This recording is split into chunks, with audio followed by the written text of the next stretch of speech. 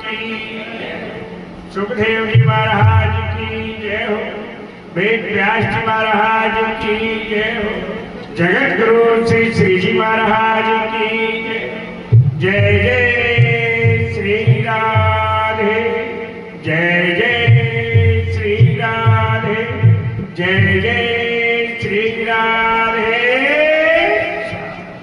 सच्चिदानंद रूपाय विष्णु जाति हेतवे तारुत्राय विनाशाय श्री कृष्णाय वयम् आदो देवकी देव गर्भजनम गोपीक वर्धनम माया पूतना जीवतापहरणम गोवर्धनो धारणम कंस छेदनम कौरवादिहननम कुंती सुता पालनम एतत् श्रीमद् भागवतम पुराण ग्रंथम श्री कृष्ण लीला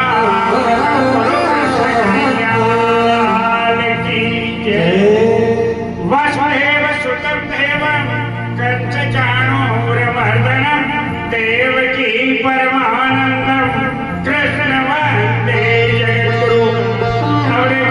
श्रीमद् भागवत श्री कृष्ण का वामांग स्वरूप है। श्रीमद् भागवत स्वयं भगवान के मुख से निश्चित ग्रंथ है। श्रीमद् भागवत पंचम वेद है। श्रीमद् भागवत रस में वेदों और उपनिषदों का सार है। श्रीमद् भागवत रस सिंधु है। श्रीमद् भागवत ज्ञान भक्ति और वैराग्य का अत्युत्तम है। श्रीमद् भागवत सभी पुराणों में सर्वोपरि है। श्रीमद् भागवत मृत्यु को मंगलमय बनाने वाला ग्रंथ है। श्रीमद् भागवत विशुद्ध प्रेम शास्त्र है। श्रीमद् भागवत मानव को भगवत परायण बनाने वाला है। श्रीमद् भागवत परम सत्य की अनुभूति कराने वाला ग्रंथ है। श्रीमद् भागवत काल से मुक्ति कराने वाला है। श्रीमद् भागवत भगवत प्राप्ति का सबसे सरल साधन है। श्रीमद् भागवत भगवान के अवतारों का इतिहास है और श्रीमद् भागवत नर और नारायण पद को प्राप्त कराने वाला ग्रंथ है। बोलो भागवत भगवान की जय। अब आप सभी श्रोताओं से भागवत भगवान प्रतिज्ञा कर रहे हैं, अपना प्रतिज्ञा करते हैं, पर आज आपसे भागवत भगवान प्रतिज्ञा कर रहा है। मेरे मार्ग पे चल के देख, तेरे सब मार्ग नहीं खोल दो तो कहना। मेरे लिए खर्चा करके देख, कुबेर के भंडार नहीं खोल दो तो कहना। मेरी तरफ तू आकर के देख, तेरा ध्यान नहीं रखो तो कहना। मेरे लिए कड़वे वचन सुन करके तो देख, कृपा नहीं बरसे तो कहना। मेरी बात लोगों को कह के तो देख, तुझे मूल्यवान नहीं बना दो तो कहता। मेरे चरित्र का मनन करके तो देख, तुझे मैं ज्ञान के मोती नहीं भर दूं तो कहना। मेरे लिए आंसू बहा करके देख, तेरे जीवन में आनंद के सागर नहीं बहा दूं तो कहना। तू मेरा बनकर देख, हर एक को तेरा नहीं बना दूं तो कहना। तू मेरी कथा मन से सुन करके देख, तुझे शांति दूत नहीं बना दूं तो कहना। और नवदा भक्ति में से एक भक्ति का भी तू पालन कर, तेरे आनंद आनंद नहीं कर दूं तो तू मेरे को कहना। बोलो भागवत भगवान की। अब भागवत भगवान के माध्यम में को सुनाने से पहले मैं आपको बताता हूँ कि ये जो भागवत भगवान है ये भारतवर्ष में लिखी गई है। नहीं तो हमारा भारत देश कैसा है और आज के जुजमान कैसे हैं जो भारत भूमि के लिए समर्पण होने वाले हैं। तो अपना देश कैसा है, जहाँ डाल डाल पर सोने की चिड़िया करती है बसेरा। ओ भारत देश है मेरा, जहाँ डाल डाल पर सोने की चिड़िया करती है बसेरा। ओ भारत देश है मेरा, ओ जहाँ डाल डाल पर सोने की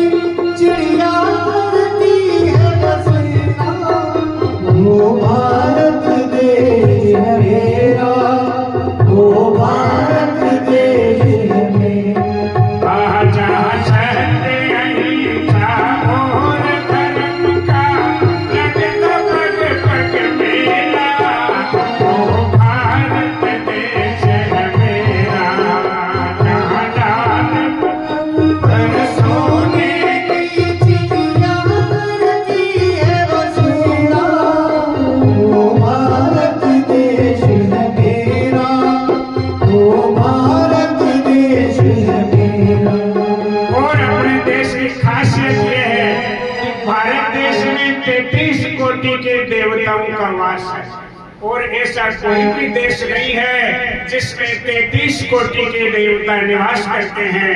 ये भारत देश ही एक ऐसा है जिसमें 33 कोटि के देवताओं का वास है। अब जुजमान से निवेदन कर रहा हूँ, मैं उन देवताओं का वर्णन करता हूँ, आप आनंद पूर्वक सुनो कौन कौन से देवता अपने भारत देश में है।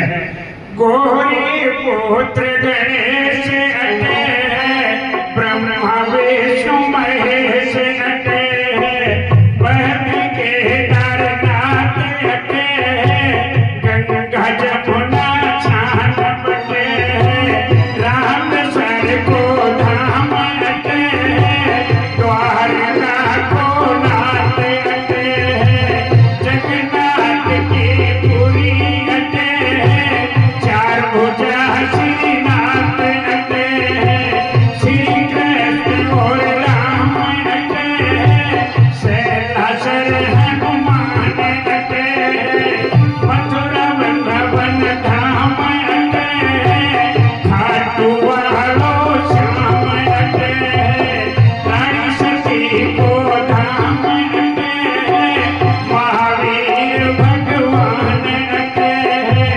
महालक्ष्मी को ध्यान अटे, परशुराम भगवान अटे, रणचंडी तन्नोट अटे, दिगपुरी कल्याण अटे, नदी चारसी अटे, सर्वेश्वर भगवान अटे, कोट पुष्कर राज अटे, मेदिनीपुर हनुमान अटे, बारह ज्योतिर्लिंग अटे, सारा शक्ति पीठ अटे, गोगा जी को धान अटे, तेजा को करताल अटे, नरसी जैसा भगत अटे, सावरिया सो सेठ अटे, तन का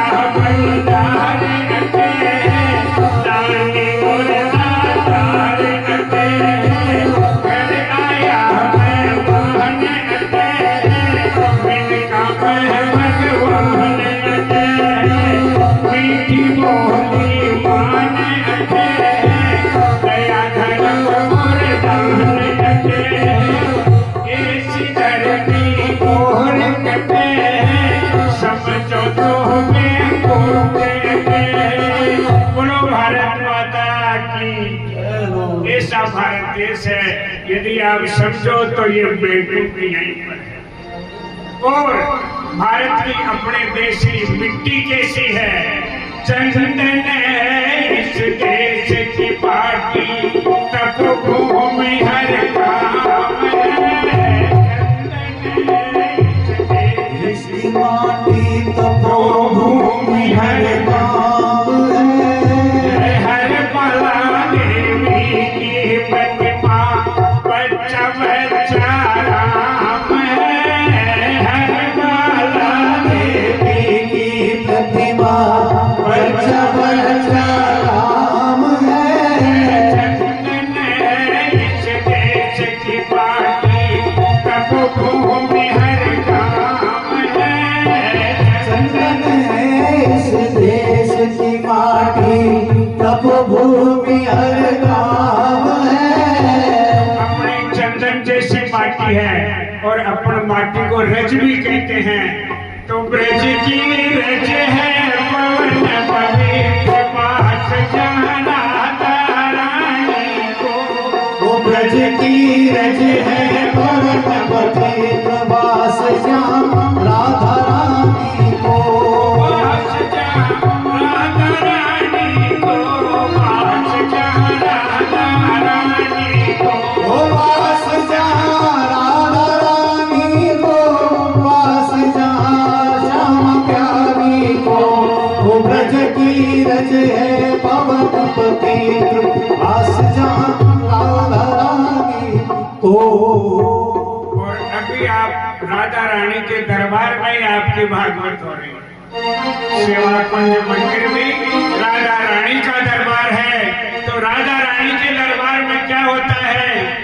दरबार में राधा रानी के दुख दर्द मिटाए जाते हैं। ओ दरबार में राधा रानी के दुख दर्द मिटाए जाते हैं। दुनिया के सताए लोग यहाँ सीने से लगाए जाते हैं। दुनिया के सताए लोग यहाँ सीने से लगाए जाते हैं। दरबार में राधा रानी के दुख दर्द मिटाए जाते हैं। दरबार में राधा रानी के दुख दर्द मिटाए जाते हैं। बोलो राधा रानी की। अब राधा रानी से प्यार कौन कौन करता है? हाथ उठा के बताओ। सभी प्यार करते हैं, आनंद ही आनंद हो गया है।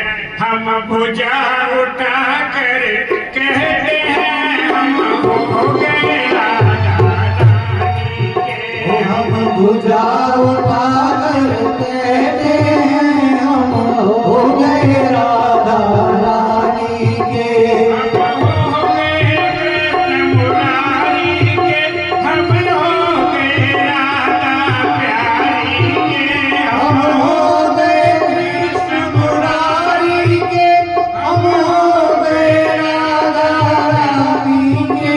हम भुजा उठा कर कहते हैं हम हो गए राधा रानी के। हम भुजा उठाकर कहते हैं हम हो गए राधा रानी के। बोलो राधा रानी की। अब सभी आप राधा रानी के हो गए, तो अब आप सोचो कि आप कौन से युग में रह रहे हो। सबसे पहले सतयुग आया, उसके बाद त्रेता आया, उसके बाद द्वापर आया, और उसके बाद में कलयुग आया। तो कलयुग के बारे में रामचंद्र जी ने सीता जी को त्रेता युग में ही बता दिया था। अरे रामचंद्र कह गए सिया से ऐसा कलयुग आएगा। रामचंद्र कह गए सिया से ऐसा कलयुग आएगा। हंस चुकेगा जाना तुमका, कहुआ मोती खाएगा। हंस चुकेगा दाना उनका, कौआ मोती खाएगा। तब सीता जी ने रामचंद्र जी को पूछा, प्रभु कलयुग में धर्म कर्म होगा या नहीं होगा? तो रामचंद्र जी ने कहा है, अरे धर्म भी होगा कर्म भी होगा, लेकिन शर्म नहीं होगी। धर्म भी होगा कर्म भी होगा, लेकिन शर्म नहीं होगी। बात बात पर मात पिता को बेटा आंख दिखाएगा। बात बात में मात पिता को बेटा हाथ दिखाएगा। हंस चुकेगा जाना तुमका, कहुआ मोती खाएगा। हंस चुकेगा दाना दुर्गा, कौआ मोती खाएगा। देखो कलयुग में खास बात ये भी होगी कि बेटा जब तक बाप की नहीं मानेगा, जब तक वो खुद बाप नहीं बन जाएगा। बेटा को आप कहोगे ऐसे, ये तो किसे जमाने की बात करो, हमारा नया जमाना है। जब बेटो बाप बन जाए तो के मारो बाप माने सही से, तो मारी औलाद हमें मारो क्या को नहीं मानती है। बोलो भागवत भगवान की जय हो। अब आप देखो साहब, कलयुग आया नहीं, कलयुग आया और कलयुग ढोल बजाते हुए आया, कलयुग छोड़े ठाड़े आया। मगर कलयुग की एक खास बात है जगी सुनो, बड़ो एक गुण कलयुग पाई, बड़ भगीरथ पावे।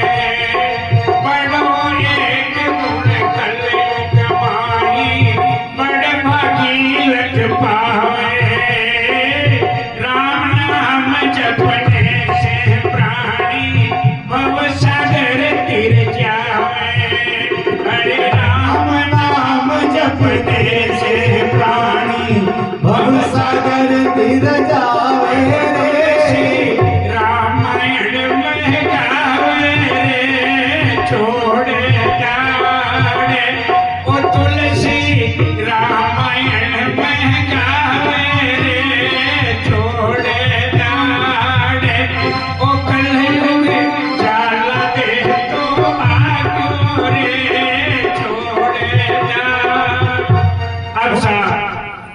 सोना की चिड़िया वाला भारत में रह रहे हो, चंदन जान की माटी वाला भारत में रह रहे हो। अब आप कौन हा काई हा इन पर विचार करो। वो तूने अजब बनाया भगवान तूने अजब बनाया भगवान खिलौना माटी का। देखो प्रभु ने कैसा माटी का खिलौना बनाया है। सबके चेहरे अलग अलग हैं, सबकी रीति नीति अलग अलग है। नहीं तो ये काया महल बनाया है, कारीगर कहाँ से आया है। ओ ये काया महल बनाया है, कारीगर कहाँ से आया है। काया महल बनाया है, कारीगर कहाँ से आया है। काया महल बनाया है, कारीगर कहाँ से आया है। चार चार खम्भ बनाया, चार चार में खम्भ बनाया। दो हाथ और दो पैर, चार चार खम्भ बनाया। चार चार में खम्भ बनाया। अरे लोहा नहीं लगाया है, कारीगर कहाँ से आया है। ओ लोहा नहीं लगाया है, कारीगर कहाँ से आया है। बीच बीच में मंदिर बनाया, बीच बीच में मंदिर बनाया। बीच बीच में मंदिर बनाया। बीच बीच में मंदिर बनाया। बाती दिया जलाया है, कारीगर कहाँ से आया है। ओ बिन बाती दिया जलाया है, कारीगर कहाँ से आया है। इस महल के नौ दरवाजे, इस महल के नौ दरवाजे। दो कान है, दो आँख है, दो नाक है, एक मुँह है, एक मूत्रालय, एक शौचालय, 9 दरवाजे बनाए हैं।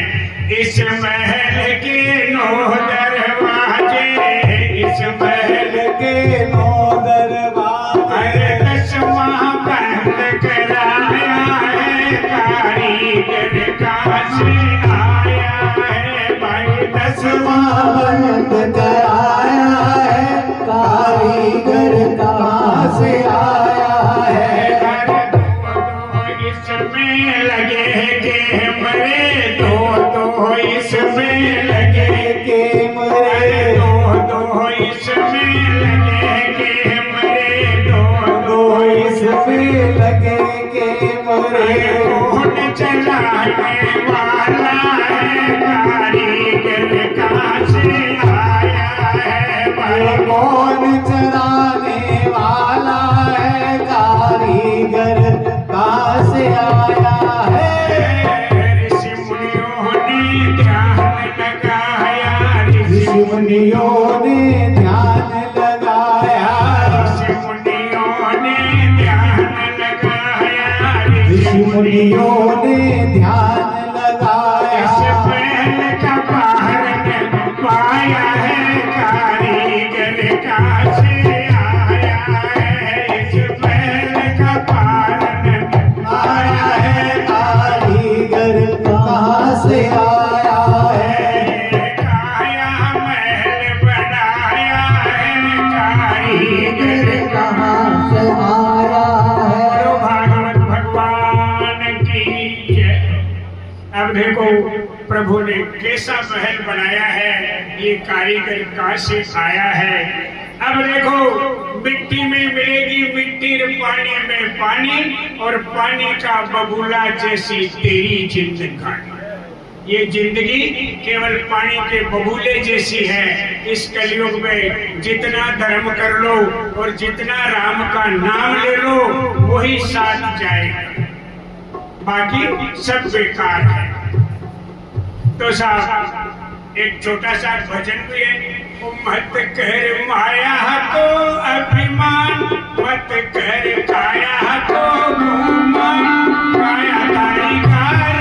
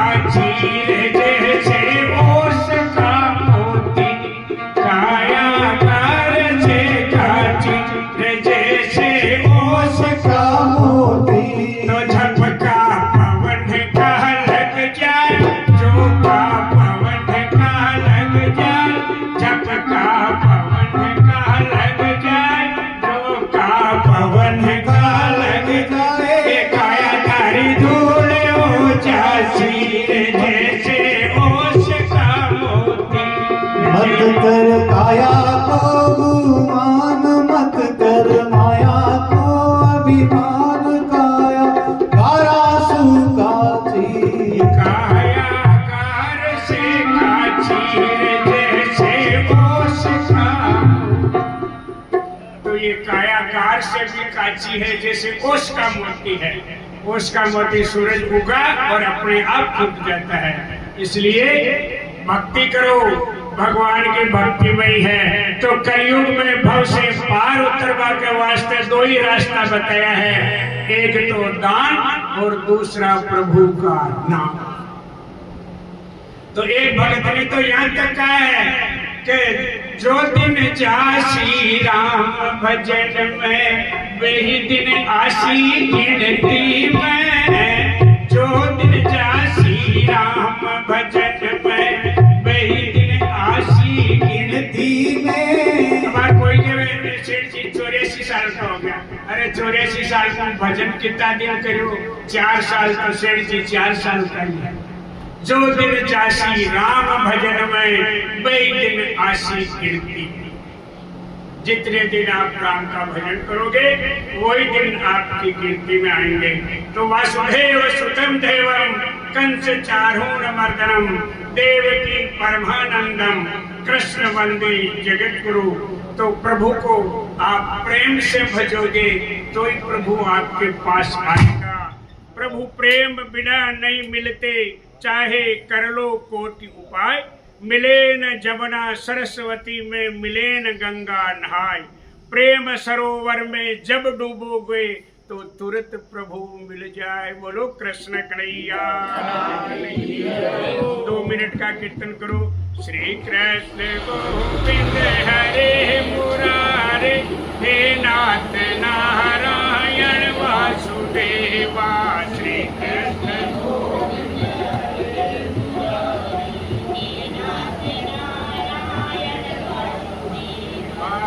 कृष्ण गोविंद हरे मुरारे, हे नाथ नारायण वासुदेवा।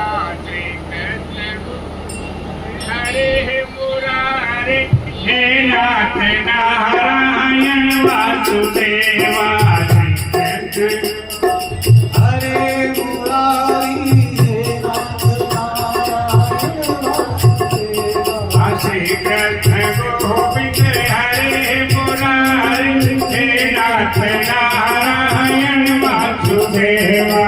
श्री कृष्ण गोविंद हरे मुरारी, हे नाथ नारायण वासुदेवा। कृष्ण कन्हैया लाल की। तो श्रीमद् भागवत पुराण भारतीय सनातन संस्कृत का अत्यंत ही सर्वश्रेष्ठ ग्रंथ है। ये वेद व्यास जी की रचना है। इसकी रचना बद्री विशाल धाम से 3 किलोमीटर ऊंचाई पर मां सरस्वती और अलकनंदा के उद्गम स्थान पर किया गया है। ये वेद व्यास जी की वाणी है और गणेश जी महाराज की लिखी हुई है। ये भागवत वेद व्यास जी बोलते गए और गणेश जी महाराज इसको लिखते गए। मनुष्य मात्र की मानसिकता को ध्यान में रखते हुए वेद व्यास जी ने श्रीमद् भागवत पुराण के महात्म्य में वर्णन किया है। श्रीमद् भागवत पुराण में 12 स्कंद है, 335 अध्याय है और 18,000 श्लोक है। बोलो भागवत भगवान की। अब सच्चिदानंद रूपाय विश्व जाति हेतु ताप त्राय विनाशाय श्री कृष्णाय वयं सच्चिदानंद रूपाय भगवान श्री कृष्ण को हम नमस्कार करते हैं, जो जगत की उन्नति, स्थिति और विनाश के हेतु है तथा आध्यात्मिक, आदि वैदिक और आदि भौतिक तीनों प्रकार के तापों को नाश करने वाले हैं। इस प्रथम श्लोक में ही ग्रंथ की विषय वस्तु स्पष्ट हो गई है। इस संसार का अस्तित्व एवं इसकी जो सत्ता है परमात्मा से है। जगत में जो चेतना है वह भी परमात्मा से है। चित्त प्राणी के अंतरकरण में जो सागर लहराता है परमात्मा है, वो ही है आनंद। भगवान का जो स्वरूप है वो सत्य चित्त आनंदमय है। भगवान ही संसार के निर्माता, पालन करता और संहारक है। अब साहब ब्रह्मा जी ने कहा है कि जो प्रतिदिन पवित्र चित्त होकर के श्रीमद् भागवत का केवल एक श्लोक का पाठ करता है, वह मनुष्य 18 पुराणों के फल को प्राप्त कर लेता है। बोलो भागवत भगवान की।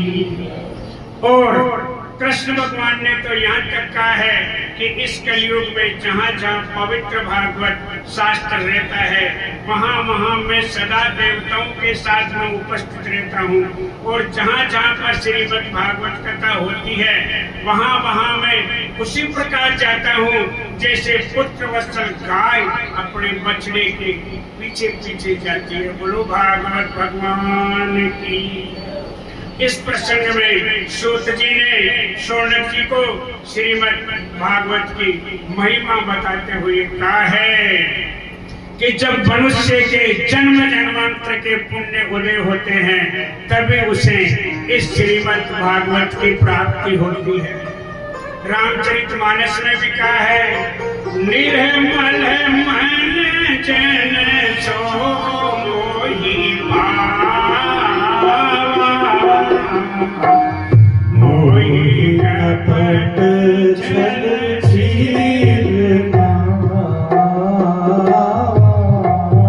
भगवान की जय हो।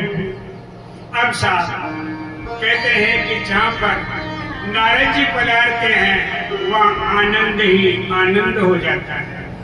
तो एक दिन नारद जी कैलाश पर्वत पर पधारे हैं और वहाँ पर शंकर भगवान समाधि में विराजमान है और माँ पार्वती शिवलिंग बना के और उनकी स्थापना करके पूजा कर रही है। तो नारद जी वहाँ पधारे हैं। नारद जी ने जाते ही मैया की बहुत बढ़ाई की है। ये खास बात है, लुगाइया का मन की कोई बात लेनी में तो पहली जार में लुगाई की बढ़ाई करो। हो ठाको काई के ताकि तो बात ही और है। हर पच देखो मैं उगड़बा लागे सगड़ी बाता जो आनंद ही आनंद हो जावे। तो इसलिए कहते हैं कि नारद जी जहाँ जावे वहाँ सावधान रहना चाहिए। आपना भी कोई भीड़ा भाड़ो आवे तो काई करे, भाई जी नारद आ रहे हैं, ज्ञान जान कोई लुगाई हो चाहे आदमी हो, यदि इधर उधर की भिड़ाने वाला जाता है ना, तो मैं आजकल तो मोबाइल हो गया, अब बार मारकन भी आयो वो केर किए अब थकर आवे नारद आ रहे ज्ञान जान। तो साहब जैसे पार्वती मैया ने शंकर भगवान की पूजा की है, पूजा करके और प्रसाद नारद जी को दिया है।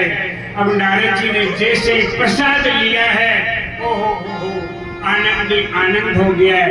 प्रसाद का मतलब समझते हो आप? पे का मतलब प्रभु, सा का मतलब साक्षात, दे का मतलब दर्शन। प्रभु के साक्षात दर्शन को ही प्रभु का प्रसाद कहते हैं। तो जैसे ही नारद जी को प्रभु का प्रसाद मिला है, नारद जी उगलबा लग गया, मैया शंकर भगवान आप कोई बात छिपावे तो नहीं, भोलेनाथ मेरे से कोई बात नहीं छुपाते हैं, भोलेनाथ मेरे को सब कुछ बताते हैं। अरे मैया तू तो भोली की भोली।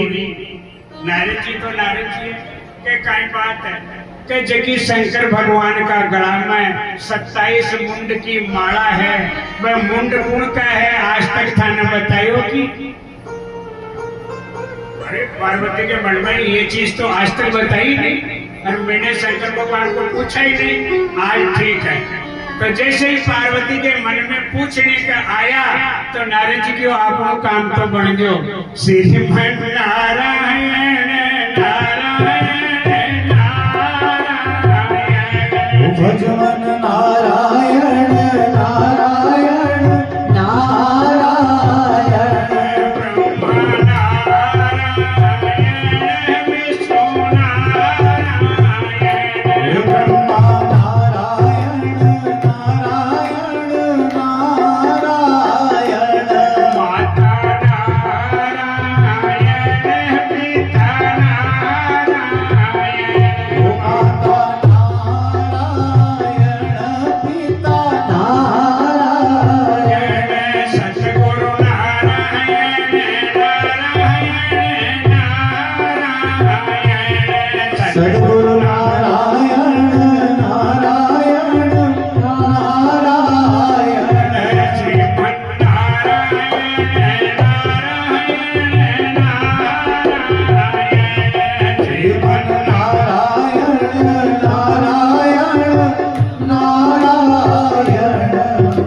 नारद जी अपने लोक को पधार गए हैं। जैसे ही शंकर भगवान समाधि से उठे हैं, गोरा जी ने कहा है, पार्वती ने पूछा है, भगवान आज आपसे एक बात पूछनी है।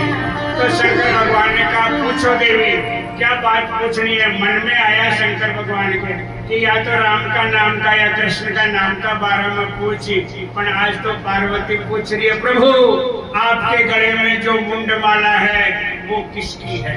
अब शंकर भगवान ने कहा, देवी पहले ये बताओ कैलाश पर्वत में कौन आया था? तो और पार्वती ने कहा, नारद जी आया। आज तो आनंद कर दियो। तो शंकर भगवान को तो मालूम था कि ये जो 27 मुंडमाला है ये पार्वती की है। जब जब पार्वती गई तब तब उन्होंने मुंड की माला बना के पहन रखी थी। वो 27 मुंड की माला पार्वती की थी। तो शंकर भगवान ने कहा, देवी यदि तेरे को ये बात बताऊंगा तो तेरे को बहुत ही कष्ट होगा और इसमें बहुत टाइम लगेगा, ये अमर कथा है। तो पार्वती ने कहा, कोई बात नहीं, आप तो घोड़ा यहाँ के तो कैलाश पर्वत पर आप और के मैं। तो शंकर भगवान ने कहा, ये अमर कथा है और ये मैं गुप्त रूप से तेरे को बताऊंगा। आंख बंद करके मैं बोलूंगा अमर कथा, आप होकारा देते रहना। तो अमरनाथ में अमर कथा जब कही सुनी थी पार्वती, अमरनाथ में अमर कथा जब कही सुनी थी पार्वती, हर उत्तराखंड में लगा के आसन बैठे हैं कैलाशपति, उत्तराखंड में लगा के आसन बैठे हैं कैलाशपति। उत्तराखंड में आसन लगा के कैलाशपति बैठ गए हैं और कथा सुना रहे हैं। जैसे ही वेदों का सार आया, वेदों का सार का मतलब जैसे कृष्ण भगवान ने रास रचाया और रास में गोपियों को आनंद आया, जैसे ही शंकर भगवान ने सुनाया, पार्वती के हृदय में कृष्ण कन्हैया विराजमान हो गए और पार्वती को समाधि लग गई। बोलो कृष्ण कन्हैया। अब साहब शंकर भगवान कथा कह रहे हैं, हुकारा पे हुकारा आ रहा है, पार्वती निद्रा ले रही है और शंकर भगवान कथा कर रहे हैं। जैसे ही अमर कथा संपूर्ण हुई है, शंकर भगवान ने कहा, बोलो कृष्ण कन्हैया लाल की। पार्वती की नींद उड़ी, प्रभु मेरे को तो समाधि लग गई थी। शंकर भगवान ने कहा, फिर हुकारा कौन दे रहा था? तो प्रभु ने देखा चारों में, तो एक सुख का तोते का बच्चा अमर कथा सुन के और इतना विद्वान हो गया कि प्रभु अर्थ समझा के कथा कह रहे हैं और तोता का बच्चा आनंद से सुन रहा है और हुकारा दे रहा है। जैसे ही शंकर भगवान ने त्रिशूल उठाया है, तोते का बच्चा अमर कथा सुना हुआ था, फट वहां से गायब हुआ है और आकर के पास में वेद व्यास जी का आश्रम था, उसमें आया है। वेद व्यास जी की पत्नी पतिव्रता थी, उसने जैसे स्नान ध्यान करके शुद्ध वस्त्र पहन के और प्रभु का ध्यान करने के लिए बाहर निकली है, उसको उबासी आई है, तोता उसके उदर में घुस गया है। बोलो व्यास जी सुखदेव जी महाराज की। अब शंकर भगवान आए हैं, वेद व्यास जी को बता रहे हैं, इस तरह से मेरा एक चोर आपके आश्रम में आया है। तो वेद व्यास जी हंसे। तो शंकर भगवान ने कहा, कैसे हंसे? कि प्रभु जिसने आपके मुख से अमर कथा सुन ली वो तो अमर हो गया, अब आपका त्रिशूल उसके कोई काम का नहीं है। बोलो भागवत भगवान की। अब साहब सुखदेव जी जन्म नहीं ले रहे, 16 साल हो गए। कितने? 16 साल। तो वेद व्यास जी ने सुखदेव जी से निवेदन किया है कि बेटा 9 महीना के महीने महिलाएं माताएं परेशान हो जाए, अब तक तो 16 साल हो गया, तो अब तो आप 12 पधारो। तो सुखदेव जी ने कहा है कि मेरे को ये संसार की माया नहीं लगनी चाहिए। तो श्री सुखदेव जी ने दुख के कारण गर्भ में माया त्याग। वेद व्यास जी ने उसको वरदान दिया है कि तेरे को इस माया का स्पर्श नहीं होगा। जब सुखदेव जी ने जन्म लिया है और आपका जो भी आवर डाला हाजा कांधा पर रखा है और सुखदेव जी आगे आगे, वेद व्यास जी पाचे पाचे, बेटा बेटा बेटा। सुखदेव जी कह रहे हैं मैं आपका बेटा नहीं हूँ, आप मेरे पिता नहीं हो, मैं तो केवल भगवान का ध्यान करने वाला हूँ। सुखदेव जी पीछे पीछे भाग रहे हैं। एक तालाब के किनारे सभी महिलाएं ने स्नान कर रही थी। सुखदेव जी गए हैं, वो तो भगवान के भगत है, उन्होंने कोई अपने वस्त्र नहीं पहने हैं। जैसे पीछे से वेद व्यास जी गए, सब अपने तन ढकने लगी है। तो सुखदेव जी ने कहा बार 16 साल को जवान गियो जब तो थे तन ढके पड़ी, मन बूढ़ा आदमी ने दे तन ढक जाओ। तो उन्होंने कहा उसका ध्यान केवल परमात्मा में है और आप संसार में डूबे हुए हो। बोलो भागवत भगवान की जय हो, सुखदेव जी महाराज की जय हो। अब साहब भागवत भगवान के जो है वो 5 संवाद आते हैं, सूत जी और सौनक जी का, सनकादिक और नारद जी का, नारद जी का और वेद व्यास जी का, वेद व्यास जी का और सुखदेव जी का, और सुखदेव जी का और महाराज परीक्षित का। तो जो महाराज परीक्षित और सुखदेव जी का संवाद है वो ही मानव मात्र के लिए प्रचलित है। और भाद्र शुक्ल पक्ष की 9वीं तिथि से सुखताल में सुखदेव जी ने जो है उनको भागवत सुनाई, उसी को भागवत सप्ताह कहते हैं। बोलो भागवत भगवान की। अब साहब सब ऋषि मुनियों ने पूछा है प्रभु इसके सुनने से किसका उद्धार हुआ, आज तक किसी का उद्धार हुआ क्या? तब उन्होंने बताया है कि तुंगभद्रा नदी, तुंग और भद्रा नदी, तुंग और भद्रा दोनों नदियों का जहाँ संगम होता है उसको तुंगभद्रा कहते हैं। उस तुंगभद्रा नदी के किनारे पे एक शहर था, उसमें एक ब्राह्मण भक्त रहते थे और उनके कोई संतान नहीं हुई। तो आत्मदेव उनका नाम था और धुंधली उनकी पत्नी का नाम। तो आत्मदेव साधन संपन्न था मगर उसके कोई संतान नहीं। तो एक दिन आत्मदेव ने सोचा कि जब संतान नहीं है तो इस माया जाल का क्या करना है, अपने को अपना शरीर त्याग देना चाहिए। तो वो घर से निकले हैं और एक तालाब था उसके किनारे पहुंचे और किनारे पहुंच के उन्होंने जल ग्रहण किया है। जल ग्रहण करके मरबो सोरो नहीं, मरबा का भी सोच विचार बहुत करना पड़े नहीं, तो मैं छाया में बैठ गए। उसी टाइम में एक महात्मा जी आए। महात्मा जी ने भी जैसे आत्मदेव ने जल पिया उन्होंने तो जल पी के और उन्होंने विराजमान हुए। तो आत्मदेव ने उन ऋषि महात्मा को पूछा कि प्रभु मेरे संतान नहीं और मेरे को संतान चाहिए। तो उसने महात्मा ने कहा है कहना कर्मणो गति, तेरे 7 जन्म तक कोई संतान नहीं होने वाली, तेरे 7 जन्म में भी कोई संतान नहीं होने वाली है।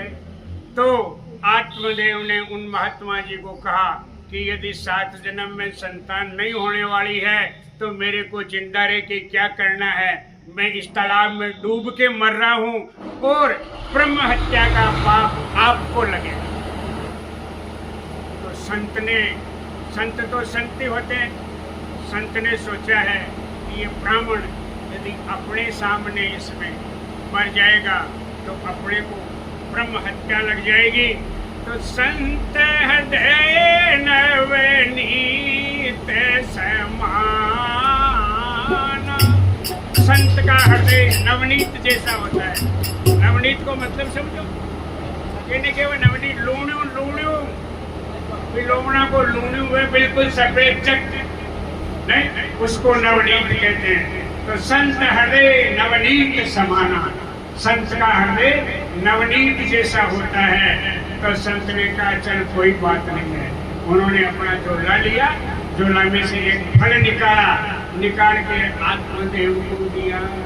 ये लो साहब आत्मदेव जी, नहीं आप ये फल खाओ, अपनी धर्म पत्नी को ले जाके देना, और ये फल वो ग्रहण कर लेगी तो ग्रहण करने के बाद में उसके संतान हो जाएगी।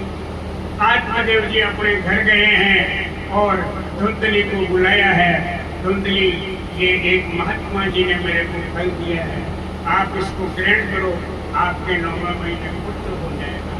मन धुंधली तो धुंधली जिसो नाव बेसो मन, तो उसी टाइम में धुंधली की एक बेन नीचे की बेटा आ जाए, बेन आ के बेन तने चिंता करवा की कोई जरूरत नहीं, मारे छोरी छोरो हो पाड़ो है, जो होता है मैं तने दे दे, तू मन थोड़ा पैसा दे दीजिए। देख लो भी जमाना में भी छोरी छोरा बिकता। आज तो कलयुग है, लोग चोर चोरे बेचे, पर उस टाइम में भी लोग था। तो उसने कहा मैं मेरा पुत्र तेरे को दे दूंगी, तू मेरे को कुछ पैसे दे देना, और तू तो आज ही नाटक चालू कर दे चोरो चोरी हो पाओ। तो साहब धुंधली आपने एक धोती ने गोड़ गोड़ कर बांध लिया। आत्मदेव तो पंडित तो लाई महाराज ना बारे जातो पूजा पाठ करावा आयो, मारे छोरी छोरू उबाड़ो, मारे छोरी छोरू उबाड़ो। आत्मदेव तो अच्छा भाई आपने तो महात्मा जी फल दिए, तुम्हें को फल तो मेरी मिली।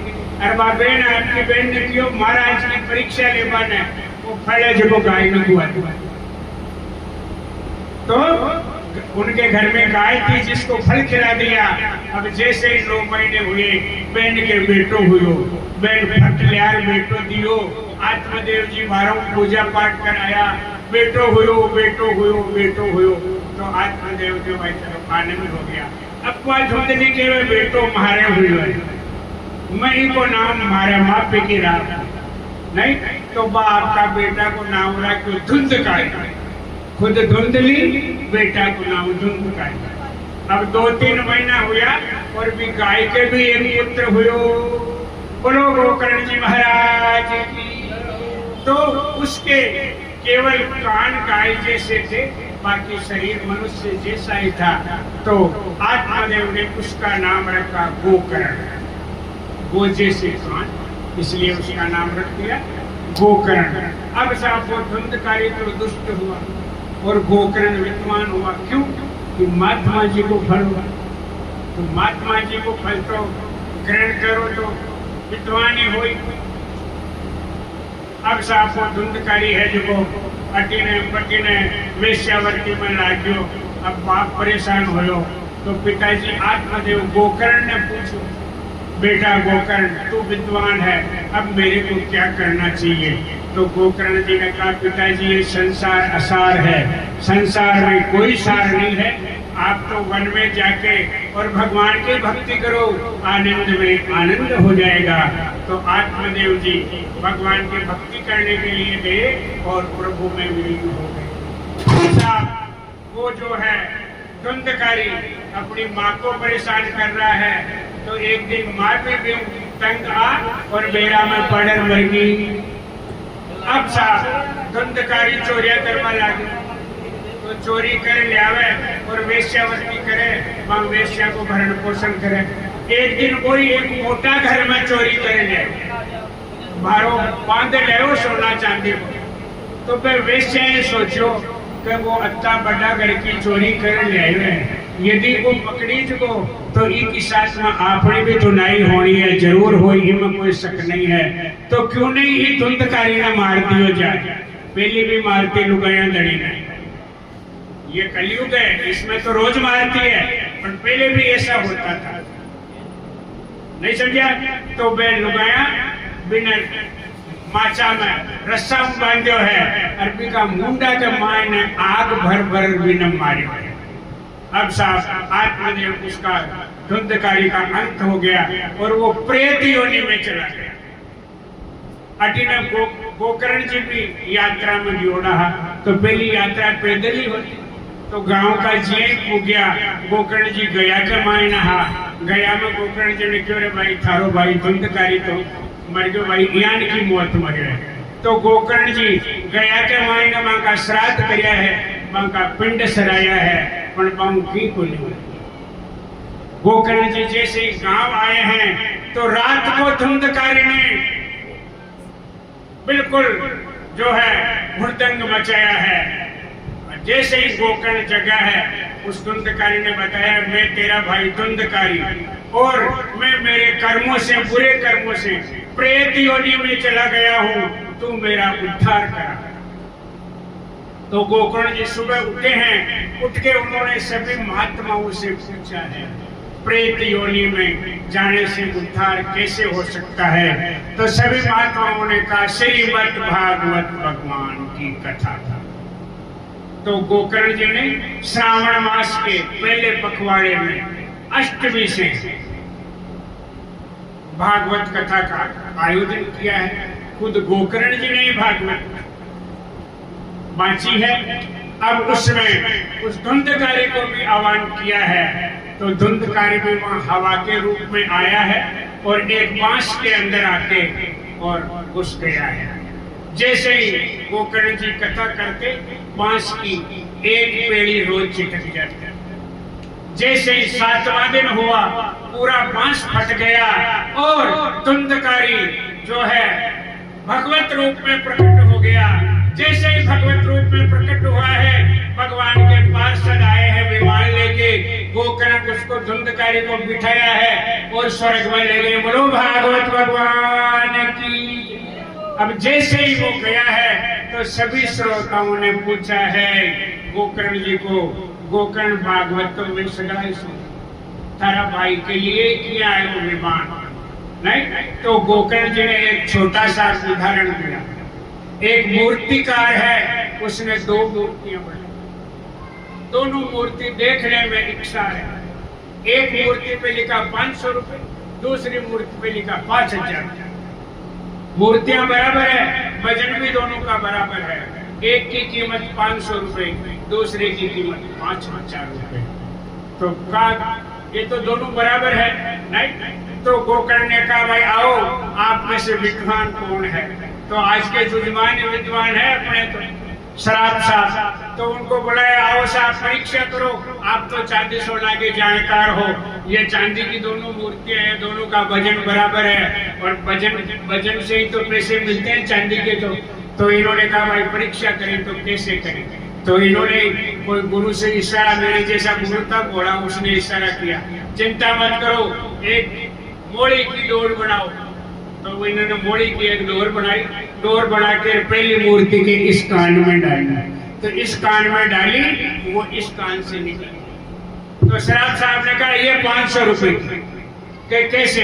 कि इसने इस कान से सुना, इस कान से निकाल दिया, ग्रहण कुछ भी नहीं किया, इसलिए इस मूर्ति की कोई वैल्यू नहीं है। दूसरी मूर्ति के जैसे ही कान में डोरा डाला, उसके हृदय में आके डोरा अटक गया।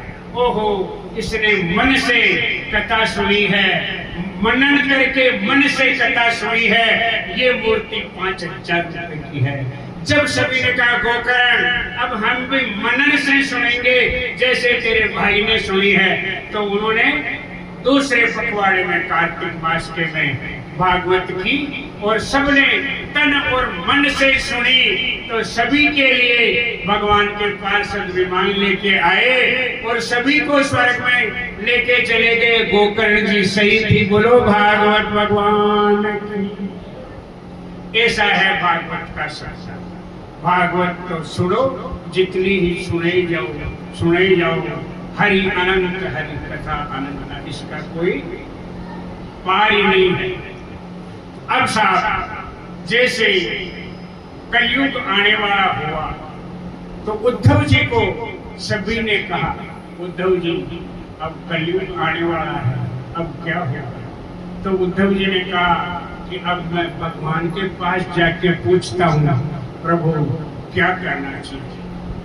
तो जैसे उद्धव जी भगवान के पास गए हैं तो भगवान तो खुद अंतर्यामी है।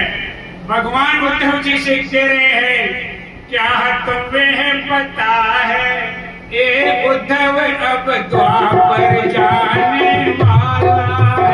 क्या तुम्हें पता है उद्धव ये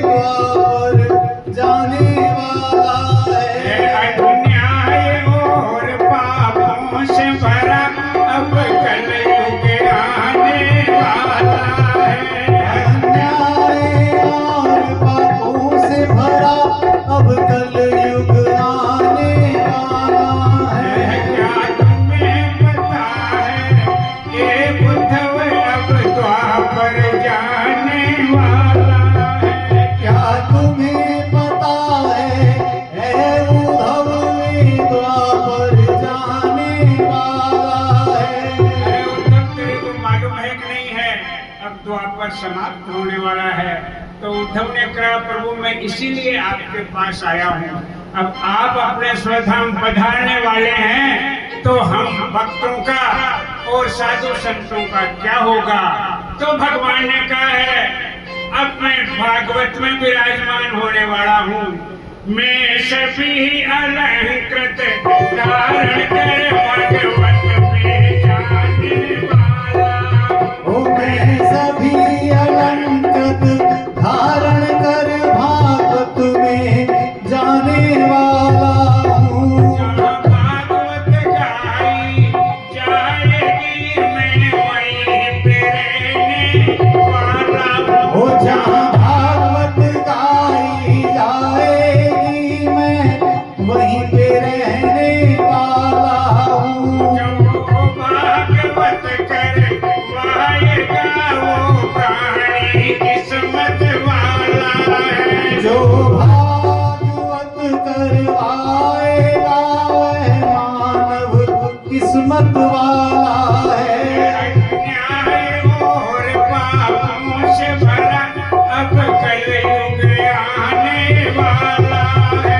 अन्याय और पापों से भरा अब कलयुग आने वाला है। क्या तुम्हें पता है ये उद्धव अब द्वापर जाने वाला है? क्या तुम्हें पता है उद्धव ये द्वापर जाने वाला है। बोलो भागवत भगवान की। उसी समय कृष्ण भगवान अपने सभी अलंकृत धारण करके और भागवत महापुराण में प्रवेश हो गए हैं। अब साहब जैसे ही कृष्ण भगवान पुराण में प्रवेश हुए हैं और इधर आनंद में आनंद हो रहा है। अब साहब एक दिन जो है भगवान कृष्ण ने सभी अपने अलंकार धारण करके और भागवत भगवान के समुद्र में प्रवेश कर लिया है। भागवत महापुराण श्री कृष्ण भगवान की साक्षात सदमय मूर्ति है। इसके पठन श्रवण और दर्शन से मनुष्य का मन निर्मल हो जाता है। सूत जी ने कहा है, शौनक जी, जिस समय सनकादिक मुनीश्वर श्रीमद् भागवत की महिमा का बखान कर रहे थे, उसी समय सभा में एक आश्चर्य हुआ। अब आश्चर्य क्या हुआ देखो। पहला भक्त करताल लेके, भक्त उद्धव जी झांझ लेके, नारद जी बीणा लेके, इंद्र मृदंग बजाते हुए, स्वर कुशल अर्जुन राग लाते हुए, सनकादिक रसीली रचनाओं का भाव बनाते हुए ज्ञान गान कर रहे हैं। उसी समय वहां पर 15 वर्ष से तरुण अवस्था को प्राप्त किए हुए ज्ञान वैराग्य के साथ में विशुद्ध प्रेम स्वरूपा भक्ति प्रकट हुई है। श्री कृष्ण गोविंद हरे मुरारे, हे नाथ नारायण वासुदेवा। कृष्ण गोविंद हरे मुरारी, हे नाथ नारायण वासुदेवा। श्री कृष्ण गोविंद हरे मुरारे, हे नाथ नारायण वासुदेवा। श्री कृष्ण गोविंद हरे मुरारी, हे नाथ नारायण वासुदेवा। बड़ो भागवत भगवान की। तो ये केवल प्रभु के साथ नाम नहीं है, ये एक महामंत्र है। श्री कृष्ण सबके मन को आकर्षित करने वाले, गोविंद इंद्रियों की रक्षा करने वाले, हरे दुखों का हरण करने वाले, मुरारे काम क्रोध का नाश करने वाले और बुरे राक्षस को मारने वाले। हे नाथ, अनाथों के नाथ, नारायण मैं नर हूँ, आप नारायण हो। वासुदेव प्राणों की रक्षा करने वाला, वासु का अर्थ भी प्राण है। वासुदेव यानी प्राणों की रक्षा करने वाला है। अब साहब सनकादिकों ने कहा है, भक्ति देवी भगवान की कथा के प्रभाव से यहाँ पर प्रकट हुई है।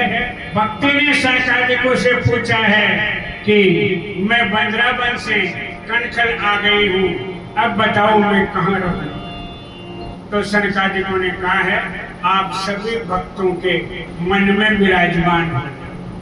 जैसे ही भक्ति सब भक्तों के मन में विराजमान हुई है, कृष्ण कन्हैया ने अपने पूरे अलंकृत धारण किए हैं और भक्ति के वश में होकर के और सभी भक्तों के हृदय में विराजमान हो गए हैं। सभी भक्तों ने अपने हृदय में श्री कृष्ण कन्हैया के दर्शन किए हैं, सभी गदगद होते हैं। ऐसा परमानंद बरसता है श्रीमद् भागवत सप्ताह पारायण में। बोलो भागवत भगवान की।